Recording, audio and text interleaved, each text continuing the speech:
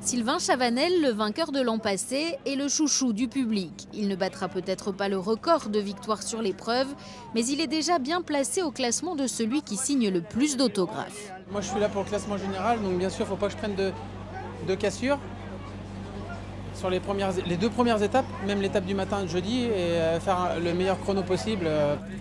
Chavanel, grand favori pour le général, les pronostics vont également bon train pour les victoires d'étape. La première entre Bressuire et Saintes semble être destinée aux sprinteurs.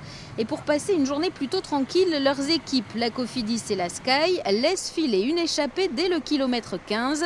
5 coureurs a priori inoffensifs pour le classement final.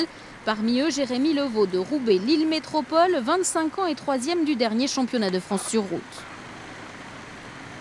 On avait pour objectif avec l'équipe de mettre un homme à l'avant, donc c'est ce qu'on a réussi à faire, c'était moi, donc tant mieux. Et puis on a pris une petite route au bout de 8 km et j'ai su que ça allait se faire à ce moment-là. J'ai tout donné au début pour creuser un maximum de temps. Les échappés s'entendent bien, le peloton laisse filer le temps, ils compteront plus de 4 minutes d'avance. Première difficulté de la journée, la côte de Puyroland, 800 mètres à 6%. Et premier désaccord entre les coureurs de tête, l'écart fond vitesse grand V. La Cofidis et la Sky se relaient pour revenir sur les échappés. 3 d'entre eux, dont Jérémy Levaux, se relèvent, la chaleur a usé les organismes. Igor Boev et Simone Velasco poursuivent leurs efforts, mais à 18 km de l'arrivée, au premier passage sur la ligne, le peloton est regroupé. Et contre toute attente, ce sont les coureurs de la FDJ qui assurent le tempo. On est toujours mieux devant sur un final sinueux comme ça, c'est pour ça qu'on a pris les choses en main, on a bien fait.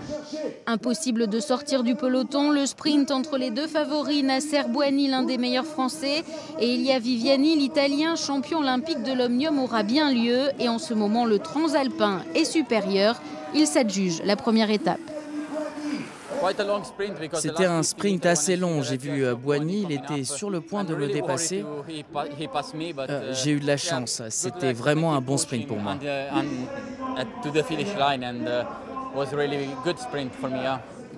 À l'arrière, le peloton a lui chuté à 5 km de l'arrivée. Des coudes et des genoux écorchés.